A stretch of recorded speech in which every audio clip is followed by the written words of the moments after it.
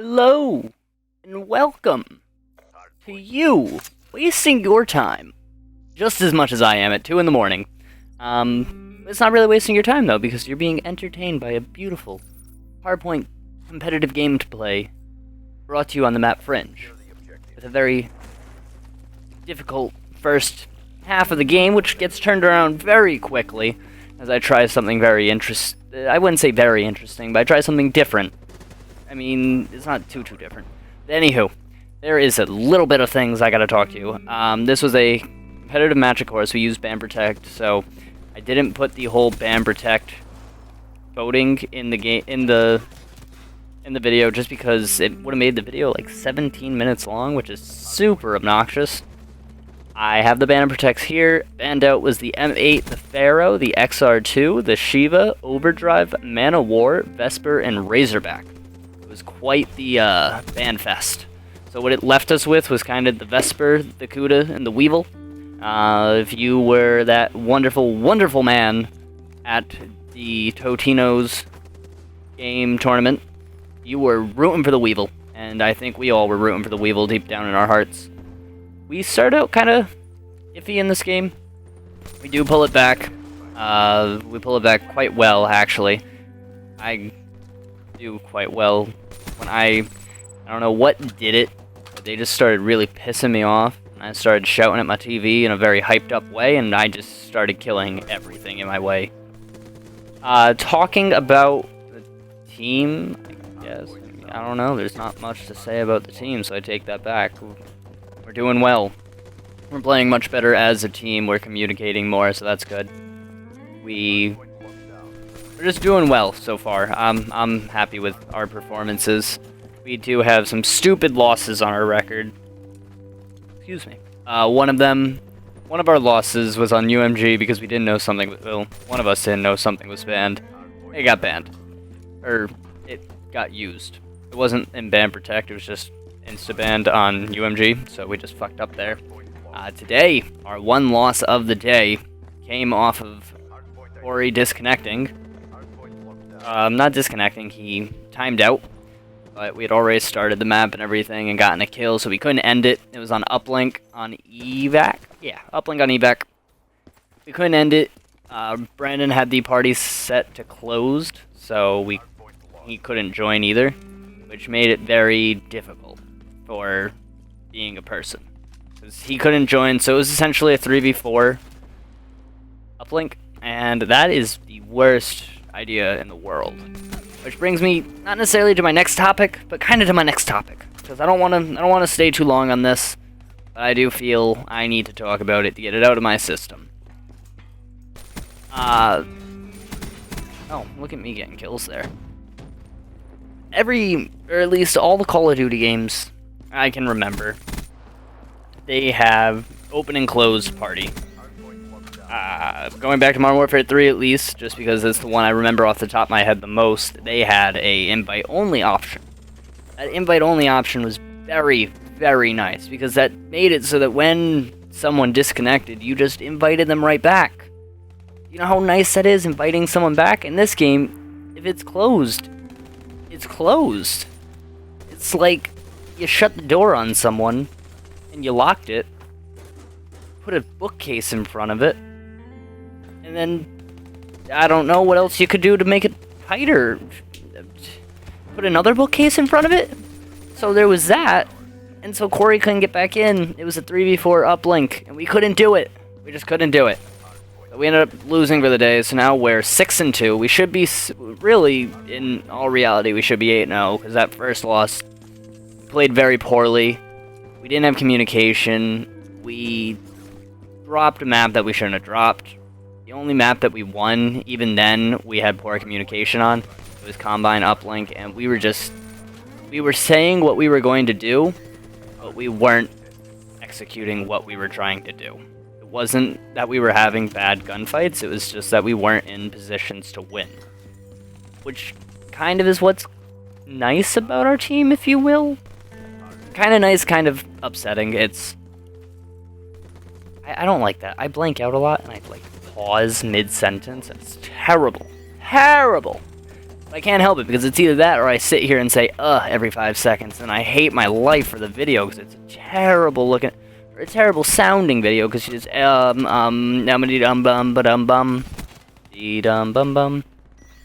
Our team at least can slay out very well. We have some really good gun skill between Corey, Roy, Brett, and myself.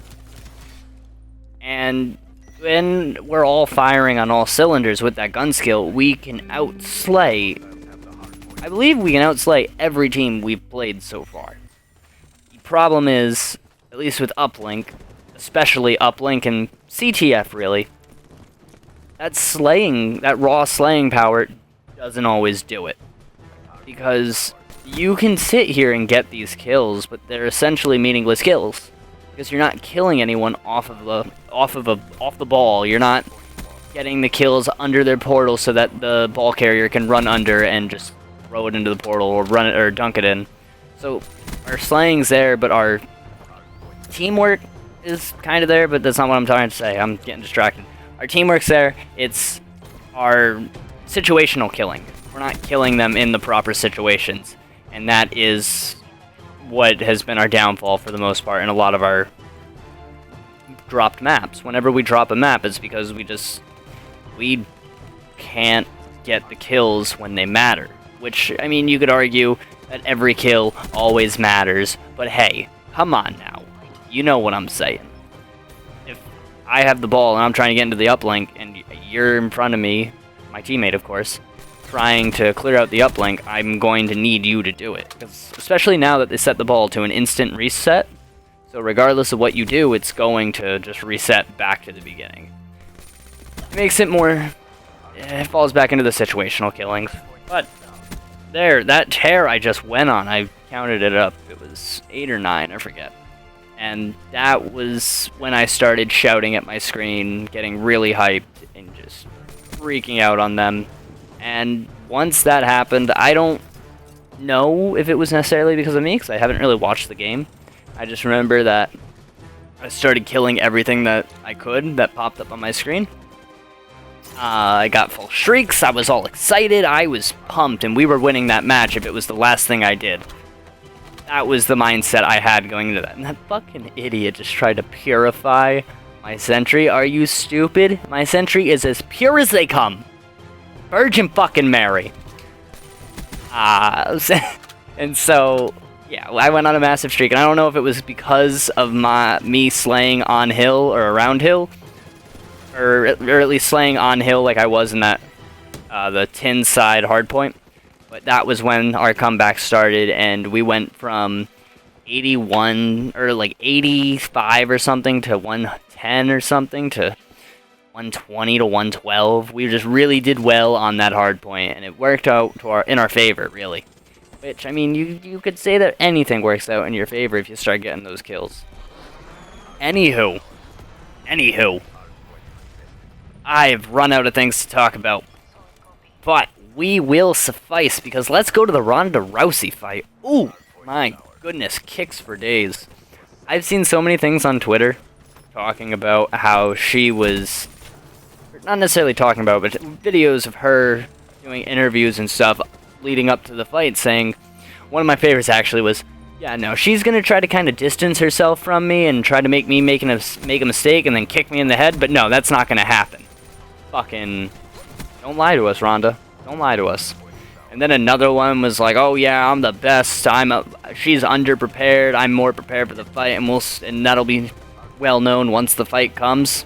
Don't lie to us, Ronda. Don't lie to us. But even so, she's still a monster and could just squash me, but that's irrelevant. Of course it's irrelevant.